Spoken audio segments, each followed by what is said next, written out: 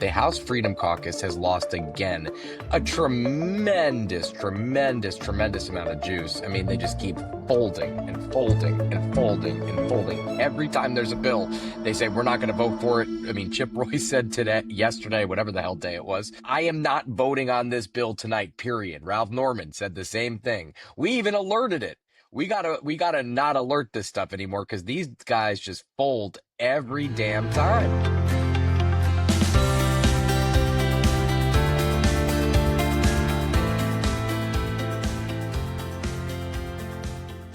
Good morning, I'm Anna Palmer. And I'm Jake Sherman. And welcome to the Daily Punch, brought to you by Punchbowl News. It is Thursday, July 3rd, 2025. Let's get into the mix. Here are your Washington headlines of the day. Number one, Trump's big, beautiful bill is on the brink. What happened overnight? Jake Sherman joins us from Capitol Hill. Number two, what does this mean for Speaker Mike Johnson? And number three, what's next? All right, Jake, good morning. You have been in the Capitol all night. We are doing an unusual thing here at the Daily Punch. We are going to spend all three news items on reconciliation, what happened in the Capitol, because it is basically the story of the day. Yeah, I've been doing this a long time, mostly with you. I think this is one of the most unusual nights I've ever been a part of. It is right now 4:30 in the morning. I'm in my seat in the periodical press gallery.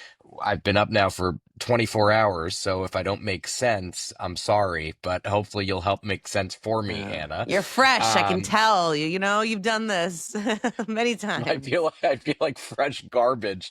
Let's start with this. The Speaker, Mike Johnson, set this July 4th deadline, which you and I have talked about a trillion times over the last couple of weeks and months. And the idea was that the Senate passed this thing earlier this week and the House was going to take 2 days to pass it. They put it on the floor yesterday. And the first thing that they messed up is they messed up the rule, the House Republicans. It was a small technical error and they had to fix that. So they had an amendment to fix the rule and then they kind of stalled out. for like 12 like 5 hours. Right. And they left this thing open for 5 hours and there were a bunch of holdouts who just couldn't get to yes on the rule vote. And the rule vote is critical, right? It is the procedural motion that allows the House to debate a bill. So there was just a frantic amount of lobbying on this piece of legislation. The administration was lobbying on it. Mike Johnson was lobbying on it. And at about 3:30 this morning, they finally got the House Freedom Caucus to fold. And I'll just say this and I'll kick it to you, Anna. Well, first of all, by the time you're listening to this might have already passed, right? Because this is going to probably pass around the 6:00 a.m. hour. But all of this will be true. I expect this bill will pass. But the House Freedom Caucus has lost again a tremendous amount of juice. I mean, they just keep folding and folding and folding and folding. Every time there's a bill, they say, we're not going to vote for it. I mean, Chip Roy said yesterday, whatever the hell day it was, I am not voting on this bill tonight, period. Ralph Norman said the same thing. We even alerted it. We gotta not alert this stuff anymore because these guys just fold every damn time. All right, Jake, I gotta say, I called the Senate process inelegant yesterday. To me, this was very tortuous. Like, I don't even know if I can say that word, but it really does feel like it was, you've got these tortured lawmakers who are trying to make sense. I mean, so half the time they're running to the floor and then leaving as soon as absolutely, possible. Brian Fitzpatrick, the Republican from Pennsylvania, voting, no to, and then just trying to get away so that nobody can talk to them. And I have been skeptical. I think if you look back at the tape for the past week, that the Freedom Caucus was going to really stand up to President Donald Trump. I found it very hard to believe. I think to the point that they folded on so many different things. But if you're Chip Roy or you're Ralph Norman or you're going into what we'll talk about what's next, but you're going into government funding, going into so many other fights, why would anybody say, okay, they're going to actually, this is the time if this wasn't the time, right? If what you truly care about is fiscal responsibility and government spending and all kinds of things, and this wasn't the time, the reconciliation bill, when's the time? I mean, I have a difficult time even naming all of the things they did to dump on this bill. They sent out a memo, which we reported yesterday. Again, all these days are running together for me, but I believe it was yesterday. Basically saying this bill's a piece of garbage. Here are all of our problems with it. They've now voted for the rule for the bill to advance the bill, and many of them are going to vote for the bill. And Right. what did the administration do to get them there? I think I'm sure they promised them. I'm not sure they said this. They talked about implementation. They talked about executive orders. One of Chip Roy's big things was what he calls the Green New Scam tax credits, the clean energy tax credits as part of the IRA. The administration has a tremendous amount of leeway in the implementation of those tax credits, how you define, construction of a project. They just have a lot of ways to mold the law to their liking once it's passed. But I gotta say, this bill will have zero changes, zero. And these guys said it was terrible and they said the House bill was basically unpassable. The Senate bill, they said, was worse. So you know what? I'll say this. I'm almost Yeah, it was speechless, that was but a hard one to get yeah, through. Well, you had so many dude, thoughts. dude, I'm so tired. We got to start not taking their view with a grain of salt, taking it with a pound of salt, a heap of salt, because these guys just fold every time. And I'll make one point about Brian Fitzpatrick. This is a guy who represents a district that Kamala Harris won in 2024. If there is somebody who should be voting against this, he's at the top of that list. Right. I mean, this has huge Medicaid cuts. It has the IRA he was worried about. He was worried about a whole lot of things. There's a lot of people in the Trump world who are pissed off at him. I completely understand it. Yeah. No, I think that's right. I mean, listen, and then we can move on. But I do think, the Senate does the bill and they bring it, and the House has to take it. I mean, that is historically what happens time and time again. And there was not, I mean, they weren't going to open this bill up. There wasn't going to be a reconciliation. It didn't really matter. And, as much as Speaker Mike Johnson said, oh, we need the Senate to keep this bill as close to as possible to the House version, they didn't. They made a lot of significant changes. And at Correct. the end of the day, the House is just They going ate to it. have to take it.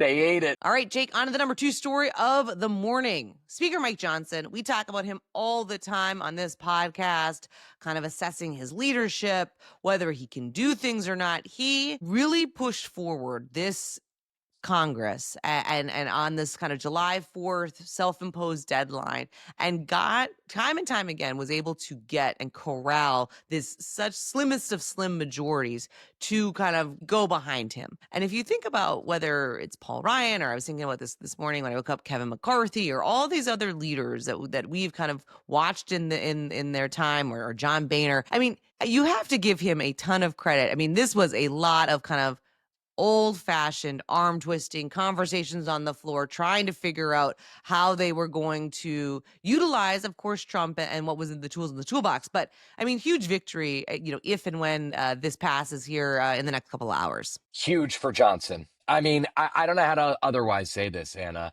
I've been critical of some of Johnson's moves in the past. I think some of his decisions, like every speaker, I mean, we said this, you and I said this about Nancy Pelosi, about Paul Ryan, about Kevin McCarthy, about John Boehner. I mean, it's easy to be critical because these guys and these leaders are making tough decisions on the fly with a lot of hands in the cookie jar, so to speak, right? A lot of people want a lot of things from these people, and these are tough jobs. Like, I don't think we say that enough. This is a damn tough job being Speaker of the House.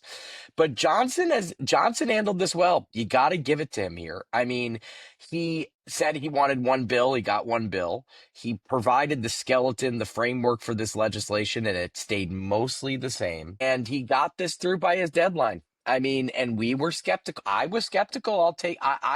I'm not hiding from it. I thought it was incredibly aggressive, Anna, and it was. But I will say he got it done. And it's, watch, the bill will flame out between the time we record this and as of 4:40 a.m., all signs point to this passing before the 8 a.m. hour. Yeah, all signs point to go. Yeah, and listen, it's a joint venture. His speakership is a joint venture with Donald Trump, and that you'd say that's a criticism of him, but it's not.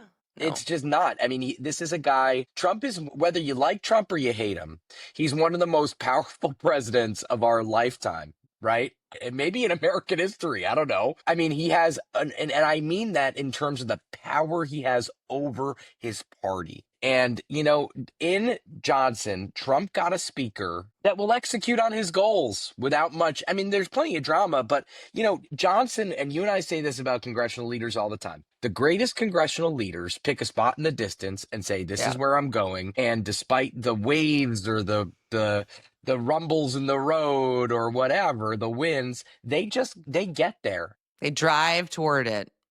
Yeah. It's not about popularity. It's not about, kind of putting what is cable news saying or talk radio or whoever, Yeah. latest podcast, is saying. I mean, it really, I do think, I agree with you. I think the speaker deserves a tremendous amount of credit. It really wasn't as dramatic, as you think about some of the historically in the last 20 years of covering this stuff as we've seen. This is going to be, what'll be interesting to see, is this the peak or is this kind of the beginning of power, right? What we study at Punchbowl News is power and how do you obtain it? How do you keep it? How do you grow it? And in my mind, the speaker's not looking over his shoulder going, oh, are they going to try to eject me, right? Like, if I force Well, people to do this vote. I don't know if he is or he isn't, but he shouldn't be at this point. It doesn't feel it, though. I'm just saying the mood, and even if you have a bunch of conservatives who have to hold their nose today and vote for this thing, like they're not blaming Speaker Mike Johnson for this in a way that I think we've seen over the last couple years that lawmakers would blame, and there'd be resentment and anger, and then it'd be like, should we get him out of there? I mean, that we aren't having that conversation at all, and I think that is noteworthy. Yeah, I agree with you, and I missed your point there. Sorry. Yes, you're right about that, right? Like they're going to blame the Senate. They're going to say this is the Senate's fault. They screwed this thing up. They made it worse than it should have been. And they're not going after Johnson on it. And I agree. You're absolutely right on that. And that's a really good point. It's a really fair point, Anna. I'll say this, the dude just doesn't get like super worked up. Right. And I talked to his staff all day. I talked to people that meet with him all day. The dude doesn't get frazzled. He just doesn't. Yep. And he doesn't get frustrated. And he said to me once, man, I hope this was on the record, but he said to me once, like, it was on the record because I remember cutting down this quote in one of our editions, but he said to me once, like, I try to put myself in their shoes and realize I don't know everything that's going on in their life. I don't know what's going on in their district in some respect, or he said something like that.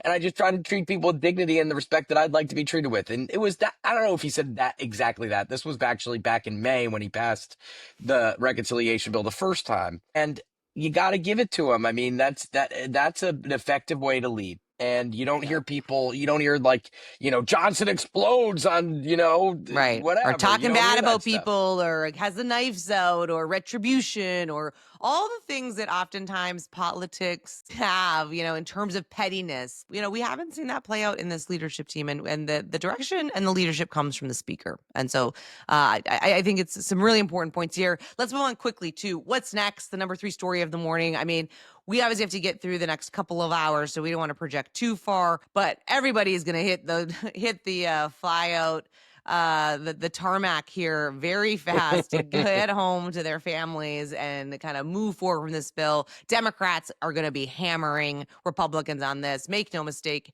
Yes, it's a big morning for Republicans, but Democrats see a lot of political advantage here going into the midterms. And I think the big other question, we wrote about this a little bit, is, what does the Trump administration, congressional leadership do to try to sell this thing now? That's a big question. I mean, Johnson and the White House and the NRCC, NRSC, they've been saying, like, go out there and talk about this thing. I mean, and Anna, listen, some of the skepticism today and over the last couple days since the Senate passed its bill is like, what does this mean for Medicaid and for rural hospitals? I mean, you're from a state with rural hospitals in North Dakota, and I'm not from a place like that. I'm from a suburb of New York, but rural hospitals are key parts of communities of healthcare for a lot of people across the country. And I mean, Greg Murphy, who's a physician, he said, I don't know what this is going to do for the rural hospitals in my community in Eastern North Carolina. We've got a lot of them. I'm really worried about it. He ended up voting for the rule. I assume he's going to vote for the bill at the end of the day. I just think that, if we see A bunch of people kicked off health insurance. If we see these cuts really having an impact, they will regret this. They are betting that keeping tax rates constant and a bunch of other kind of new tax provisions that and they're definitely popular. No tax on tips, no tax on overtime are going to be popular. There's no question. Democrats realize that. But the question is the other stuff so unpopular that it outweighs this? And the idea that they're giving tax breaks to billionaires and millionaires, yeah, I mean, I'm sure they are. People are going to see their taxes reduced, but they're trying to make this about the middle class, and cutting benefits is never easy, Anna. It's just never easy. It's going to be an interesting and potentially tough, kind of 6 to 9 months. How do they weather it? What's the messaging? If you have hospitals Yep. and you've got local TV that is, shuttering, so watch, videos of them shuttering. That is going to be something that I think a lot of Republicans even privately acknowledge is something that they're concerned about. All right, we are going to leave it there. Thank you so much for listening. We appreciate it. Coming to you real time with Jake inside the Capitol this morning. Obviously, a caveat to all this that it could change because things are in flux. So stick with us. We'll be back tomorrow morning to break it down. Have a great day and stay safe, everybody.